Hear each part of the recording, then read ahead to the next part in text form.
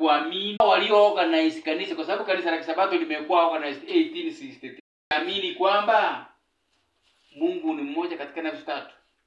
Leo tutaenda kuona ikiwa waliamini kwamba Mungu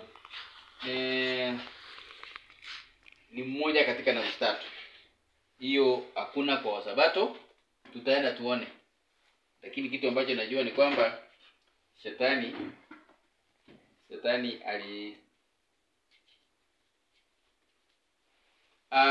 sasa shida ilianza. Hii ni shida. Kanisa la Wasabato lilikuwa na hii Global Mission. Hata kuna kwaya mzuri sana napenda.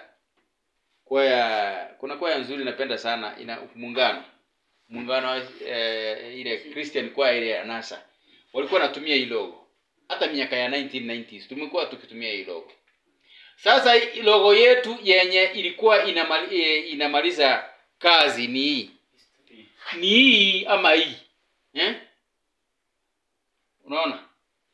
Hii ni hii. Those two. Hii ni moja tu. It is the same. Hii logo ndio hii. Lakini hii ni shida tupu hii. Hii ni wakati handshake ilifanywa. Mwaka wa 1973 kulikuwa na mkutano. Mkutano huo ulikuwa wa ecumenism. Alafu kuna jamaa alikuwa amesimamia department ya religious liberty. Anaitwa Bibi Pitch. Wakati alienda akakutana na Pope, wakasalimiana. Akapeana medal. Na medal hiyo alipeana medal mbili. Medal moja, hiyo kitu sikuweka hapa. Medal moja nitaitafuta niwaonyeshe baadaye.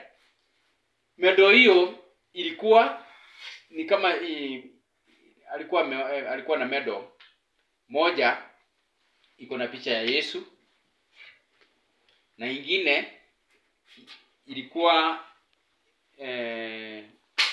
na Biblia na amri 10 za Mungu na I think na msalaba.